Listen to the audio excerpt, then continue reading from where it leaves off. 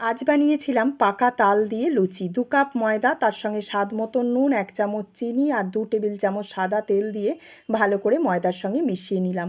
এবারে অল্প অল্প করে তালের পাল্প দিয়ে ময়দা মেখে নেবো। এখানে আমি কোনো রকম জলের ব্যবহার করিনি।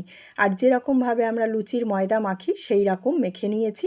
ছোট ছোট করে লেচি তৈরি করে নিলাম। এবারে লুচিগুলোকে একে একে বেলে ভেজে নেবো। তালের অনেক রকম রেসিপি আমরা বাড়িতে করে থাকি। এইভাবে একবার তালের লুচি বাড়িতে বানিয়ে দেখতে পারো। এটা খেতে ভীষণ ভালো হয়। আর সামনেই আসছে জন্মাষ্টমী। জন্মাষ্টমীর দিন এইভাবে লুচি ভেজে গোপালের ভোগ নিবেদনও করতে পারো।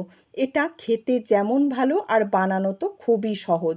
খুব সহজে বানানো হয়ে যায়। আজকের ভিডিও ভালো লাগলে প্লিজ একটা লাইক করো, আর যতটা সম্ভব বন্ধুবান্ধব আত্মীয় স্বজনের সঙ্গে রেসিপি লিঙ্কটা শেয়ার করো। আবার তোমাদের সঙ্গে দেখা হচ্ছে নতুন রেসিপি নিয়ে।